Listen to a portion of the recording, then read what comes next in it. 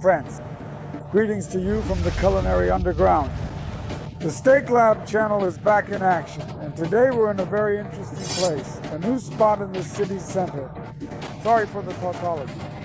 This is a brand new, straight from the needle restaurant called Russ, located on Parkova Alley, a well-known spot in Kiev at the Parkovy Convention and Exhibition Center, right?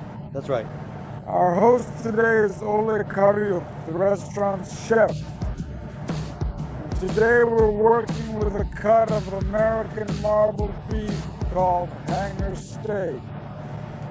Welcome to Roof. Welcome. Today we'll show and tell you all about the magnificent hanger steak, about the cut itself. We'll meticulously break it down and then show you precisely how to cook it in a truly interesting and unique interpretation. We'll cook it over hot charcoal in a specialized Josper grill, and for the delicious garnish, we'll also carefully prepare some fresh padron peppers right over the glowing coals. We take our premium cut, which has already been expertly trimmed a bit of the tough membrane. Usually hanger steak is sold just like this, in its natural untrimmed state. It typically needs a bit of careful trimming to remove any excess fat or silver skin before cooking. However, in some specialized stores, they might meticulously cut it into uniform medallions. As far as I vividly remember, this particular cut of meat inherently comes in two distinct parts. Yes, it consists of two parts, and in the middle there's a tendon which we will now... We remove the tendon. Yes, now we will carefully trim the lower part, because this particular steak hangs above the liver, meaning it even supports the cow's entire stomach. It's almost truly unique in that, out of all the various cuts, there's only one of these per whole carcass. It's not paired. Not paired, yes, there's only one. Now we'll carefully trim off this thin membrane and then gently remove the tough tendon, and after that we'll finally start the cooking process. It also has another name, the butcher's steak. But why exactly is that the case, you might ask?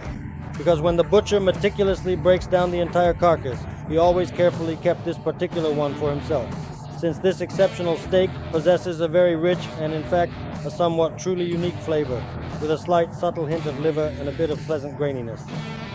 It's very rich and incredibly flavorful, so a long time ago, butchers would always keep this particular cut for themselves, leaving it as a genuine token of deep gratitude from the person who had invited them to break down their animal carcass. Now we've almost completely finished trimming it, just a few more precise touches and we'll be carefully cutting out the tough sinew, because that's almost the sole and only significant problem with this particular steak. It's this fibrous sinew itself. Since you absolutely cannot chew it, it simply doesn't digest at all. It's completely indigestible. Yes, this is the sinew. And here is the larger part of the hanger itself. Another fillet? Yes, another beautiful fillet. It's wonderfully marbled, truly marble-like, and exceptionally juicy. So what now? Let's get started with the process of marinating, or rather meticulously preparing it for its eventual roasting in the Josper. Now, we will carefully cut our substantial piece that we are going to perfectly roast in the Josper over hot glowing charcoal. We will precisely cut the medallion pieces to be approximately 5 or 6 centimeters thick, ensuring a consistent and ideal size. So just like this is...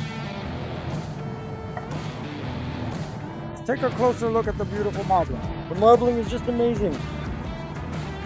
Now we'll gently and lightly brush them with some high quality oil and then add a generous bit of flaky Malden sea salt. We are specifically using a beautiful Arbequina Spanish olive oil. It's a very tasty olive oil. That's it, we've marinated the meat a little. Let's head over to the Josper. We've arrived at our Josper grill. Now we're going to carefully place the succulent meat and fresh padron peppers directly onto our perfectly spread out coals. Directly on the coals? Directly on the coals, yes. This is fruitwood charcoal. It will give a cool flavor, which, not on the grate, yes, right on the coals. Right here, we're going to, let's say, roast it on the coals, just like our ancestors used to do. Our forefathers. Our forefathers, yes. Let's get started.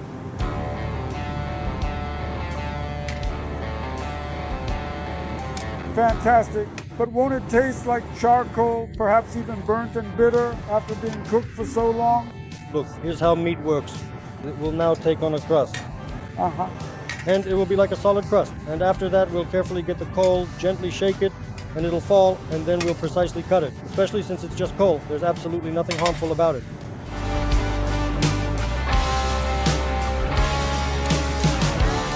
Well, yes, very. Let's carefully take out our delicious steaks, specifically the hanger medallions.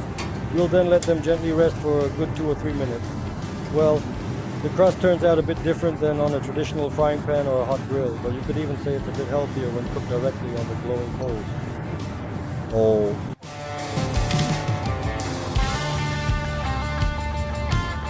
Well, my dear friends, now we are meticulously going to carefully plate our exquisite dish, precisely slice the tender, and then enthusiastically move on to the much anticipated tasting, right?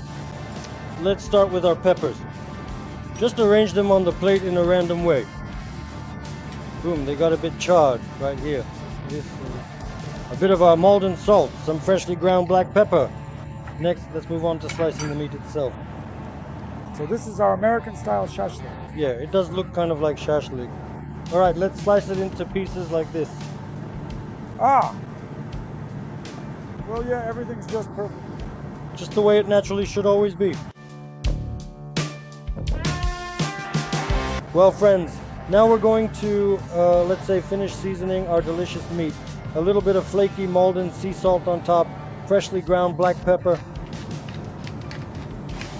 So, Oleg, tell me, please, can we do precisely the very same thing on a regular outdoor grill?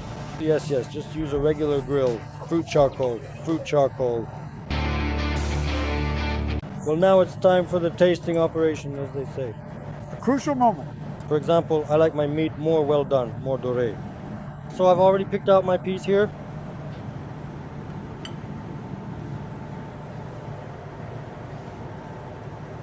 There's absolutely nothing more to say about this particular situation, really.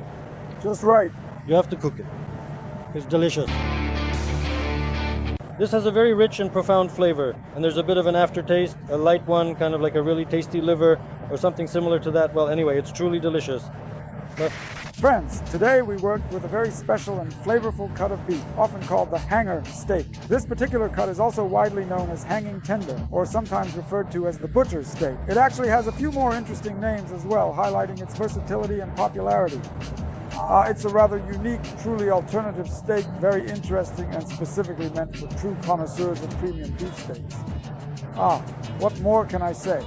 We meticulously cooked it in a truly wild way, right on the glowing coals, not even on a conventional grill, but directly on the intensely hot coals, allowing for an exceptional flavor profile. And it turned out great, just wonderful! Once again, we'd like to remind you that our channel operates with the support of US MEF and US Meat Export Federation, for which we are sincerely grateful as usually. And to you, friends, see you again on the air. Ole, thank you. thank you. We look forward to seeing you at Roof. Yes, welcome to the Roof indeed.